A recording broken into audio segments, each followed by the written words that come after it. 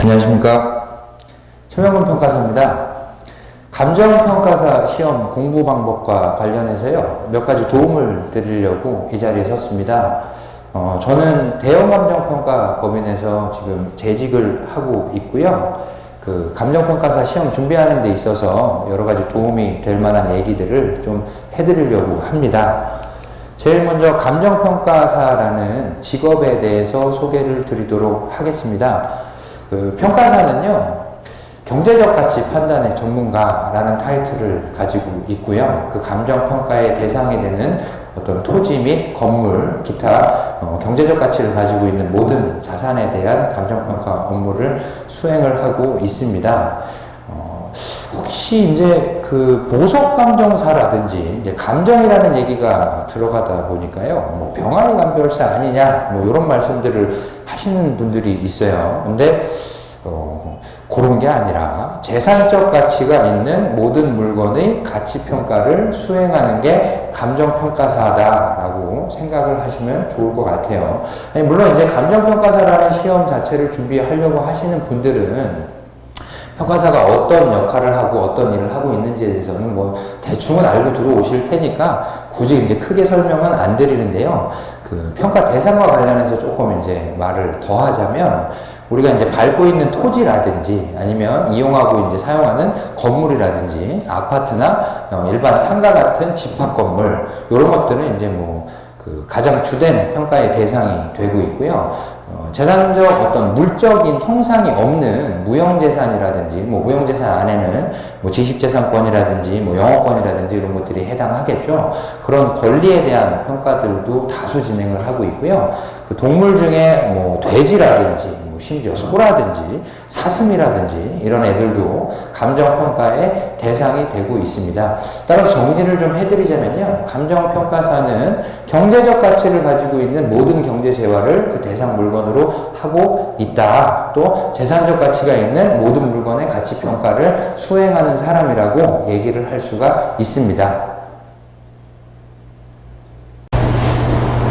자, 다음은요, 다른 전문직과 어떤 차이가 있나요? 라는 주제로 좀 말씀을 드리려고 해요. 첫 번째 타이틀 보시면, 감정평가사는 공인이자 전문가로서의 어떤 정책적, 경제적 기능을 수행한다 라고 얘기를 하고 있는데, 통상 우리가 감정평가에 대한 주된 대상은 부동산인 경우가 많아요. 근데 부동산이라는 재화 자체가 어떤 경제사회에 있어서 일반적인 경제재, 뭐, 혹은 투자재산이라고도 얘기를 많이 하고 있죠.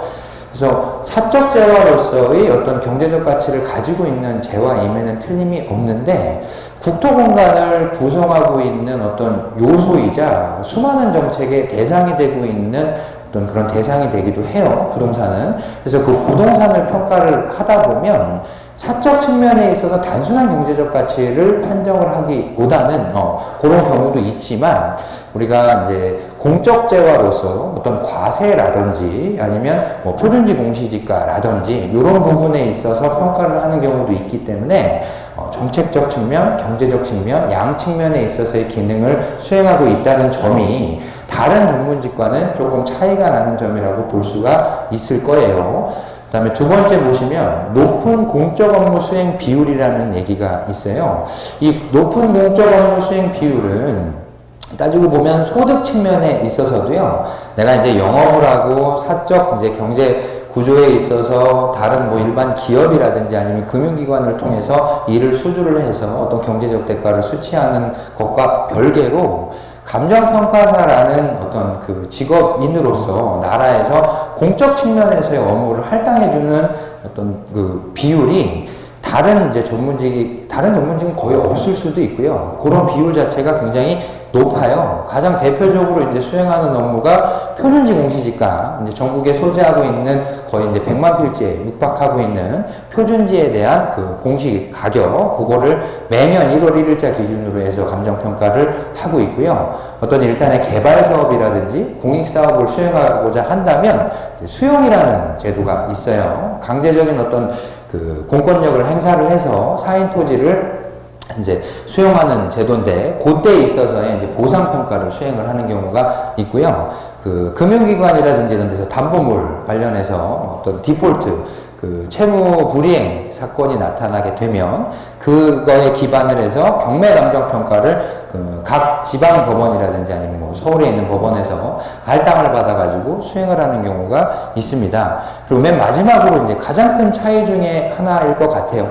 물론 이제 변호사라는 직업 자체도 그 해당 지역의 지방법원에 내려가서 이제 재판 업무를 수행을 해야 되는 경우에 있어서는 이제 뭐 출장을 가기도 하고 그렇지만, 우리가 이제 평가를 하고 있는 대상 자체는 거의 대부분 어떤 고정성이라는 특성을 가지고 있어요. 그 위치 자체가 다른 일반 상품들처럼 자유롭게 이동을 할 수가 없기 때문에 평가를 하는 주체 자체가 직접 그 현장에 가서 물건을 보고 그 물건 인근 지역에 소지하고 있는 여러 가지 어떤 가치 형성에 영향을 미치는 요인들을 조사를 하고 와야 되기 때문에, 사무실에서 직접적으로 보고서를 쓰는 시간을 제외하고는 일이 주어진다면 현장에 가서 직접적인 임장 활동을 통해서 업무를 수행한다는 점이 다른 전문직과는 가장 큰 차이점이라고 볼 수가 있겠습니다. 자, 다음은 합격 후 진로는 어떻게 되나요?에 관하여 설명을 좀 드리도록 하겠습니다. 감정평가사는요, 다른 일반 전문직에 비해서 평가 업무 그 자체를 수행하는 비율이 굉장히 높습니다. 그래서 거의 대부분은 감정평가 법인에 취업을 하게 되는데, 그 취업 비율 자체가 거의 99%를 넘는다고 보시면 돼요. 뭐 99.999 이렇게 써놨는데 거의 이래요, 우리는. 평가사 자격증을 취득을 하고, 물론 이제 다른 업무 분야로 나가는 분들도 있어요. 그게 이제 3번에 나와 있는 내용이긴 한데, 일단은 처음에 자격증을 취득을 하고 나서 취업이 안 되는 걱정은 조금 접어두셔도 되는 직업이 감정평가사다라고 좀 생각을 해주셨으면 좋겠어요. 두 번째로서, 감정평가사 자격증을 취득하고 나서 구체적인 어떤 단계적인 진로의 범위에 대해서 이제 좀 말씀을 드리면요. 평가법인에 이제 취업을 하게 되면 처음에는 자격증이 나오긴 나오는데, 평가사로서 어떤 내가 이 평가를 수행을 했다, 내가 담당 평가사다 라면 저희는 이제 평가서 앞에다가 사인을 해야 돼요. 근데 사인을 할 수가 없어요. 왜냐면 1년의 수수평가사라는 어떤 기간을 거치고 나서 감정평가사 협회에 등록을 하셔야지 그 다음부터 정확한 어떤 진정한 평가사로서의 업무 수행을 할 수가 있거든요. 그래서 평가사 자격증을 취득을 하시고 수습교육도 받으시고 1년간의 수습평가사 생활을 하시고요. 법인과 계약을 해서 소속평가사로서의 어떤 삶을 사시게 되는데, 그때 이제 주주평가사로 가는 게 목적이기 때문에 그 주주평가사로 가는 데 있어서 걸리는 시간이라든지 이런 것들은 개별적인 차이가 많을 수밖에 없어요. 뭐 대형법인 지역적인 차이도 좀 있을 수가 있고요. 어떤 법인은 적체된 형상이 좀 많기 때문에, 적체된 인원이 좀 많기 때문에 뭐 3년에서 5년 이상이 걸릴 수도 있고요. 그게 아니면 뭐 평균적으로 뭐 3년에서 4년이 걸린다 이렇게 얘기를 하는 것도 어떤 평균적인 경지에서만 그렇게 얘기를 할 수가 있는 거지, 지역별로 또 그 해당 지역 내에 소재하고 있는 감정평가 법인별로도 조금 차이가 날 수는 있지만, 통상적인 이제 어떤 과정은 수수평가사, 그 다음에 소속평가사, 급여를 받는, 그리고 나서 자기 일을 수주를 해서 자기 몫을 해내는 주주평가사, 이런 경로로 진로가 결정되게 되어 있고요.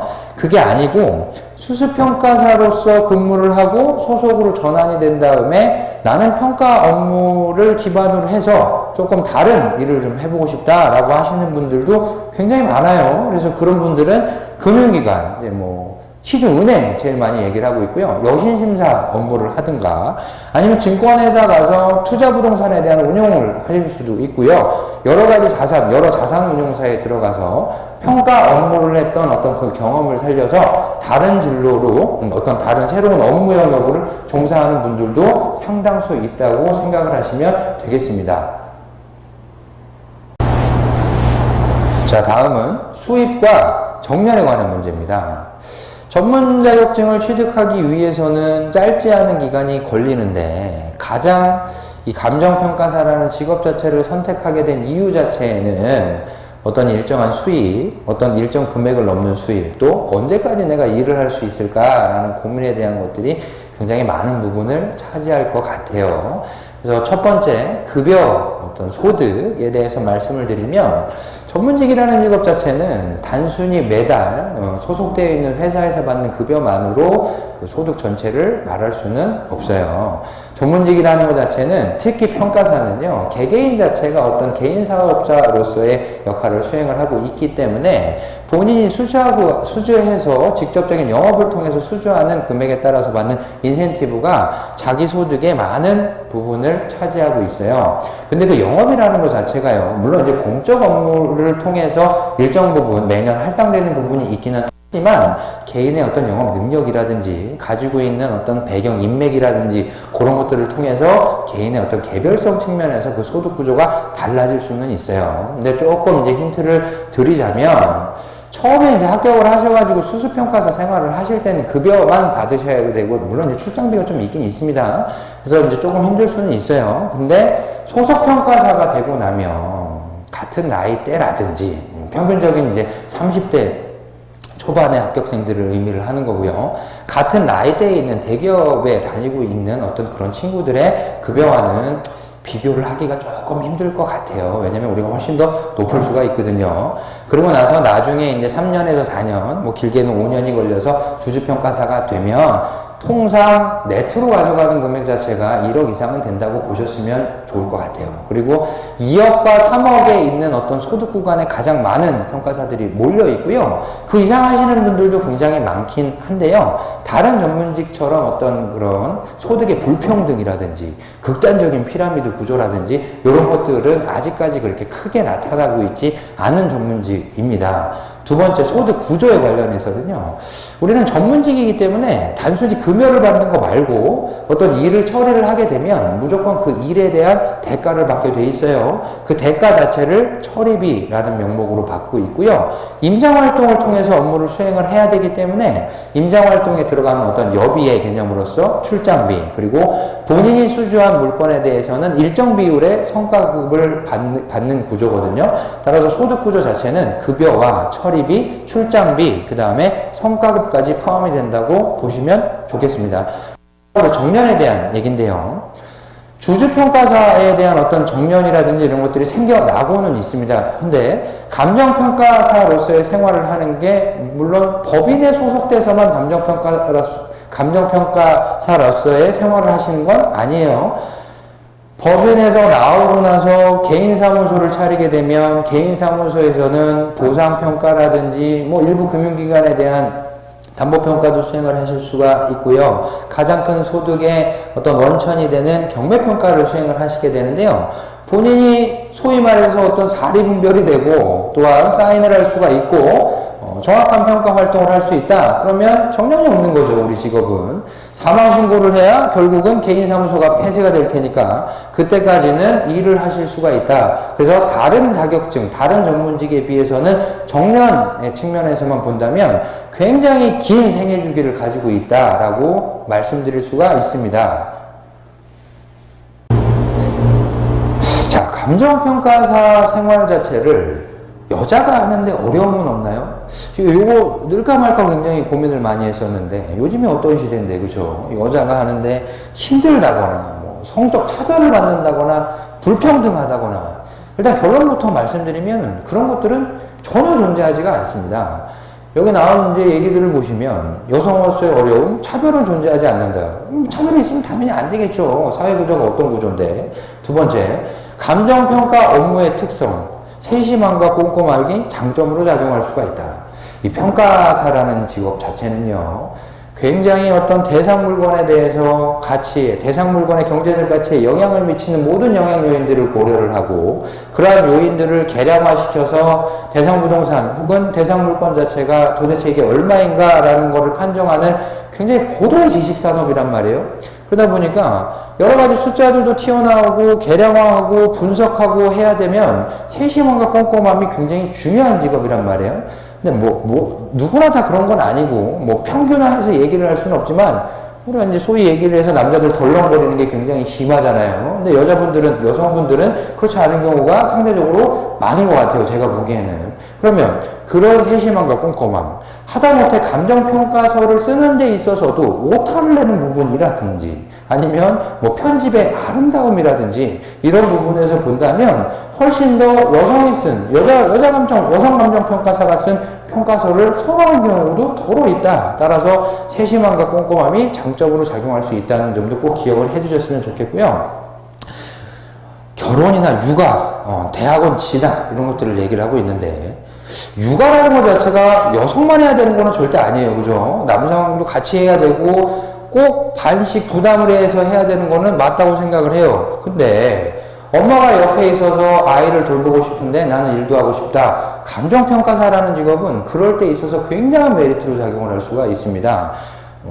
다른 토픽에서도 말씀을 드렸지만 평가사라는 직업 자체가 법원에 소속돼서 일을 해야 되는 것만은 아니잖아요. 그러면 개인사무소 자체를 본인 주소지로 해놓고 육아를 하면서 일주일에 한두 번 정도 임장활동을 통해서 경매감정서를 발송하고 얼마든지 육아라든지 결혼에 대한 제약으로부터 다른 직업에 비해서는 상대적으로 벗어날 수 있는 가능성이 굉장히 높다는 거죠. 그래서 여성으로서 결혼과 육아에 대한 어떤 그 부담감이 심하다면 평가사라는 직업 자체는 그런 전제가 깔린 경우에 있어서는 굉장히 좋은 직업이다. 또한 대학원을 진학하는데도 전혀 문제가 없습니다. 밤에 다니는 대학원뿐만이 아니고요. 낮에 가는 대학원도 상관이 없어요. 왜? 내가 소득 급여를 좀 포기를 하고 공부에 좀 뜻을 두겠다라고 법인에다 얘기를 하면 어느 정도 일정 부분 이해가 될 수 있는 부분들이 많기 때문에 그런 이제 진로도 밟을 수가 있어요. 마지막으로 말씀드리면 여자가 하는데 어떠한 차별도 존재하지 않는다. 자신감을 가지시고 꼭 열심히 공부하시면 좋은 결과가 있을 거다라고 말씀을 드리고 싶습니다. 자, 평가사라는 직업 자체가요, 다른 전문직에 비해서는 합격하는 평균 나이가 상당히 높은 편이에요. 그러다 보니까 어느 정도 나이가 있으신 분들도 소자격증을 내가 취득을 하면 나이가 좀 많은 상태에서도 자격증만 취득하고 아무 일도 못하고 취업도 안 되는 거 아닌가라는 생각을 하시는 분들도 있고, 과연 내가 이 공부를 할 수 있을까라는 생각을 하시는 분들도 있는 것 같아서 이 토픽을 좀 집어넣어 봤고요. 어떤 중년이라는 나이 자체가 우리가 40세에서 60세다라고 정의를 했을 때 불가능한 것은 전혀 없다라고 먼저 말씀을 드리고 싶어요. 저는 23기 감정평가사인데 저희 때 이제 나이가 거의 35세에 육박을 했었고요. 평균적인 나이가 40대 넘는 형님들은 굉장히 많았었고요. 60세 넘으신 분들도 몇 분 계신 걸 제가 알고 있습니다. 저희 대학교 선배 중에 하나도 60세가 넘어서 이제 저랑 같이 동기로서 합격을 하신 분들도 있으니까요. 걱정하지 마시고 공부를 하십시오. 다만 이제 공부를 하는 데 있어서 조금 어려움은 있겠죠. 나이를 먹었으니, 나이가 좀 연세가 좀 있으시면 젊은 친구들이 하는 것보다는 조금 힘들겠죠. 근데 자기가 할 수 있다는 의지가 있다면 일단 불가능한 게 없다. 취업이 안 될 일도 없다. 왜? 수습평가사를 하는 데 있어서 수습평가사로서의 취업이 안 되는 경우는 한 번도 본 적이 없어요. 그러니까 일단은 진입을 하셔라. 일단은 열심히 공부를 하셔서 빨리 진입을 하시는 게 가장 빠른 대안이 될 수가 있다. 두 번째, 사회생활, 연륜, 경력, 인맥 형성. 다른 친구들보다 나이가 많다. 그러면 그동안 해갖고 오셨던 일들이 있을 거란 말이에요. 그죠? 부동산 관련 업계에서 종사를 하셨을 수도 있고요. 아니면 개발사업 관련해서 종사를 하셨을 수도 있고요. 아니면 정비사업 관련해서 종사를 하셨을 수도 있어요. 그게 아니고 다른 일반 직장에서 근무를 하시고 노년이 돼서 아니면 정년이 돼서 아니면 중년이 돼서 내가 다른 자격증으로 좀 안정적으로 노후 생활을 보내고 싶다라고 하시는 분들도 계실 거란 말이에요. 그동안 일을 해오면서 쌓아왔던 어떤 경험이라든지 인맥 같은 경우는 평가사 생활을 하는 데 있어서는 굉장히 장점이 될 수가 있어요. 결국은 나중에 사람들을 만나고 여러 분야에 있는 사람들을 통해서 일을 받고 영업활동을 해야 되는 게 감정평가사가 생활에 나가야 될 어떤 중심이기 때문에 그런 것들이 굉장히 장점으로 작용을 할 수 있다라는 말씀을 좀 드리고 싶고요. 마지막에 취업을 못한 경우는 정말 본 적이 없습니다. 일단은 대형법인에서 흡수를 하고요. 대형법인 본사에서 흡수를 한 다음에 대형법인 지사에서 흡수를 하고요. 그것도 아니면 중소형법인에서 흡수를 하고, 그것도 안 되면 개인사무소를 가든가 아니면 협회에 취직을 할 수도 있고, 그것도 아니면 다른 유관기관으로 넘어갈 수 있는 방법도 굉장히 많기 때문에 취업에 대한 걱정은 조금은 덜어놓으시고, 그래도 솔직히 말씀드리면 나이가 너무나 많다고 하시면 한 살이라도 어린 게 좋잖아요. 아니면 젊은 게 좋잖아요. 그래서 빨리 공부를 하시고, 이런 생각은 집어치우시고 빨리 공부를 하셔서 1년이라도 빨리 시장에 진입을 하시는 게 조금은 이 걱정을 덜어줄 수가 있다라고 생각을 합니다. 저는. 직장인도 준비해서 합격을 할 수 있나요? 물론 합격은 할 수 있죠. 직장인도. 다만 사실 말씀드리면 전업수험생에 비해서 그 합격하기가 어려운 건 당연한 일이겠죠. 왜냐면 우리가 통상 전업수험생들이 합격권에 들어가기 위해서 열심히 공부를 하고 있습니다. 그 열심히 공부하는 전제 자체를 뭐라고 말씀드릴 수가 있냐면 2년이라는 기간을 최단 기간으로 많이 잡고 있죠. 물론 1년에 동차로 합격하시는 분들은 그 비율 자체가 굉장히 높지가 않고요. 너무나 낮은 비율이기 때문에 평균적으로 가장 최단 기간에 합격을 하시는 기간은 1년 공부 1, 2차 처음에 같이 시작을 해서 1차 합격을 하시고 나머지 1년 동안 열심히 공부를 하셔가지고 2차 합격하시고, 그래서 이제 2년이라고 얘기를 하는데요. 전업수험생이 가장 최단 기간에 2년 만에 합격을 한다라고 얘기를 하면 직장을 다니면서 하시는 분들은 절대 공부 시간이 떨어질 수밖에 없기 때문에 쉽지 않은 것이 당연하겠죠. 그럴 때는 어떤 식으로 생각을 하셔야 되냐. 내가 어떤 경제적 상황 때문에 직장을 다니면서밖에 준비를 할 수가 없는 상황이다. 그런 분들은 수험 기간을 늘려서 잡는 수밖에 없죠.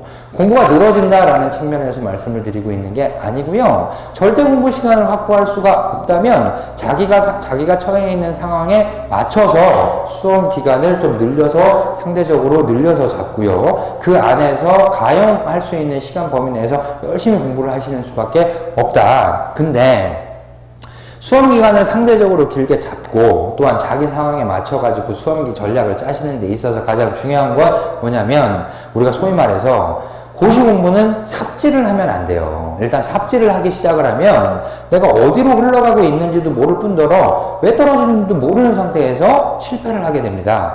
따라서 전략을 잘 잡으셔야 되는데 그 전략 자체가 처음에 진입을 해서 나는 이렇게 공부를 해가지고 언제까지 뭘 할 거고 뭘 하게 되면 몇 점을 맞을 거고 어떤 과목은 이렇게 해서 패스를 하고 평균은 몇 점을 맞을 거야 라는 것들을 혼자서 생각을 해내는 건 쉽지가 않고요. 아니 거의 불가능에 가깝습니다. 그러면 전략을 짜시기 위해선 어떤 그 과정을 단연간 겪은 선배 평가사라든지 아니면 단연간 교육에 대한 경험이 있는 학원에 문의를 해서 내가 이런 상황이고 이 정도밖에 공부를 할 수가 없고 나는 몇 년 정도를 생각하고 있는데 어떻게 공부를 하면 좋겠습니까? 라는 얘기를 하시고 어떤 수험에 대한 컨설팅을 좀 받으시기를 바래요. 거창한 얘기로 컨설팅이고요. 상담을 좀 받으셨으면 좋겠어요.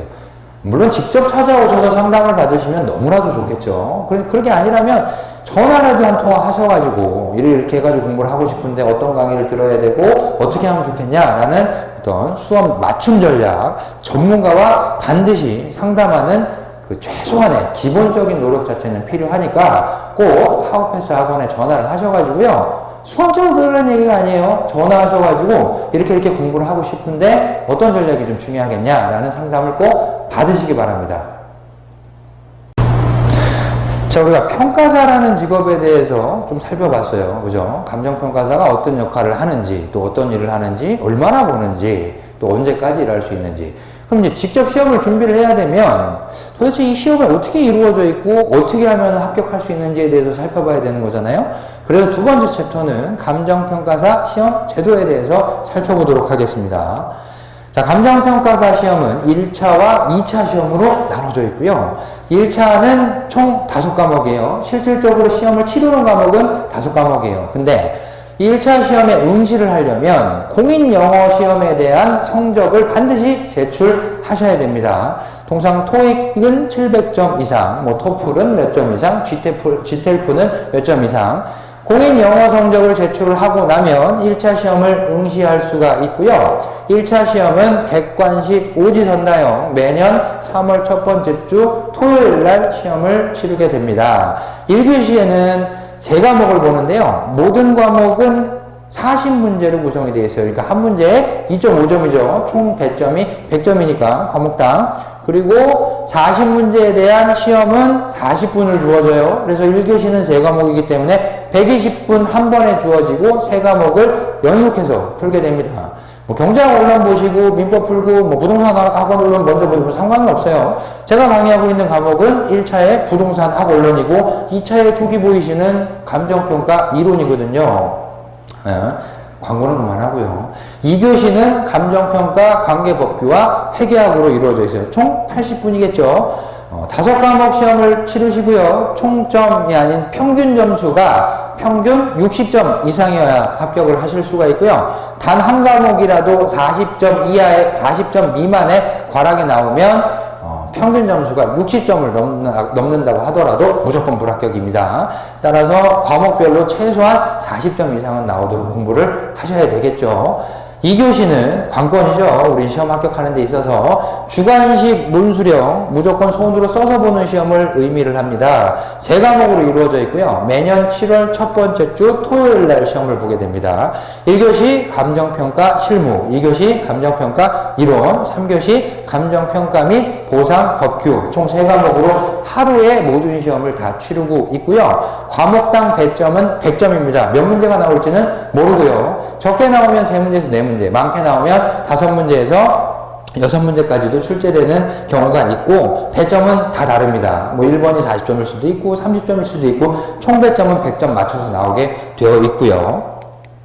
자, 기본적인 계략적인 측면은 그렇고요. 물론 2차 시험도 똑같아요. 60점 평균을 넘는 게 2차 시험은 60점 평균을 넘는다기보다는 40점 꽈락이 없는 상태에서 매년 평균 커트가 다릅니다. 최소 합격 인원이라고 해가지고요. 통상 150명 정도가 합격하는데 동점자가 있으면 뭐 152명, 153명이 될 수도 있겠죠. 그 인원이 합격하는 커트에 따라서 정해지니까 그 평균 커트는 뭐라고 이제 말씀드릴 수가 없고 통상 40점대에서 왔다 갔다 해요. 그럼 1차 과목에서 먼저 1차 과목에 대해서 설명을 드리자면요. 1차 시험 통계가 나와 있는데요. 28회 가장 최근에 본 시험이에요. 가장 유의해서 보실 점은 경제학 원론과 회계학에 대한 주의를 좀 하셔야 돼요. 경제학 원론과 회계학에서 나타나는 과락의 비율이 가히 폭발적이거든요. 회계학 보시면 맨 밑에 노란색으로 표시가 되어 있는데 과락률이 41.52% 거의 절반 조금 못 미치는 수준이 과락을 맞고 있죠. 다른 과목들을 다 100점을 맞는다고 하더라도 아무런 의미가 없어요. 회계학에서 40점 미만의 점수가 나와버리면 경제학 원론도 제가 노란색으로 마킹을 해놨는데요. 22.62% 과락률을 자랑하고는 있는데 조금 낮아요. 왜냐하면 28회 시험에서 경제학 원론이 조금 쉽게 출제가 됐거든요. 근데 통상 회계학과 경제학 원론이 매년 평균적으로 나타나는 과락률이 거의 50%에 육박해요. 그래서 전공을 하신 분이라고 하더라도 대학에서 회계학과 경제학을 공부를 하는 것과 수업 목적으로 문제를 푸는 거는 좀 많이 달라요. 그래서 꼭 경제학 원론과 회계학에서 꽈락을 맞으면 안 되는구나 라는 걸 유념하시고 시험 준비를 하셔야 돼요. 1차에서 관건은 경제학 원론과 회계학이다. 꼭 기억을 해주시고요. 자, 2차 시험을 보면 평균적인 과락률을 보면 어마어마하죠, 지금. 감정평가 실무가 41.9%, 감정평가 이론이 53.2%, 감정평가 및 보상법규가 66.2%. 그러면 감정평가 및 보상법규가 제일 어려운 시험이고, 그 다음에 감정평가 이론이 어렵고, 그 다음에 감정평가 이론이 제일 쉬운 과목이구나, 라고 생각을 하실 수도 있는데, 절대 아니에요. 매년 어떤 과목이 압도적인 과락률이 나올지는 몰라요. 실무에서 70% 이상의 과락률이 터지기도 하고요. 이론에서 60% 이상의 과락률이 터지기도 한단 말이에요. 세 과목 다 균형을 맞춰서 열심히 공부를 잘 해놓으셔야 합격에 들어갈 수가 있고요. 또 하나 이제 생각을 해보셔야 될 점은 뭐냐면 이게 과목별로 과락률이 41, 53, 66이라는 얘기는 전체 평균 자체에서 전체 수험생을 대상으로 했을 때 전체 평균 자체가 과락에도 못 미치는 아이들이 절반이 넘는다는 얘기잖아요. 그 얘기 자체가 1차 시험에 비해서 2차 시험에 대한 난이도는 너무나도 어렵다. 2차 시험은 공부를 열심히 해서 된다고 되는 시험이 절대 아니다. 정확하고 합리적인 방법을 통해서 공부를 하고 꼼꼼하게 공부를 하고 그 가운데 절대 시간도 확보가 되어야 합격으로 들어갈 수가 있다라는 생각을 좀 하셔야 돼요. 이게 어떤 분들은 1차 시험에서 합격률이 굉장히 높다 보니까 2차 시험 개미지옥이라고 말씀을 하시는 분들도 있어요. 그만큼 어렵단 말이에요. 근데 공부에는 항상 정도가 있어요. 정확하고 어떤 합리적인 방법으로 공부를 하면 합격 못하지는 않을 거란 말이에요. 게다가 응시인원 자체가 굉장히 응시인원 자체가 굉장히 많이 낮아졌어요. 그리고 합격률이, 전체 합격률이 16.5%나 되는 고시가 어디 있습니까? 너무 겁을 먹을 필요는 없습니다. 하지만 공부 자체를 하는 데 있어서 하루 10시간 이상의 절대 공부 시간은 꼭 필요하다. 과목 수가 3과목에 불과하지만 난이도가 굉장히 높기 때문에 최소한 2년 이상은 열심히 공부를 하셔야 합격에 이를 수 있다라는 말을 마지막으로 간단한 평가사가 어떤 직업인지에 대한 설명과 개략적인 시험 제도에 대해서 설명을 마치도록 하겠습니다.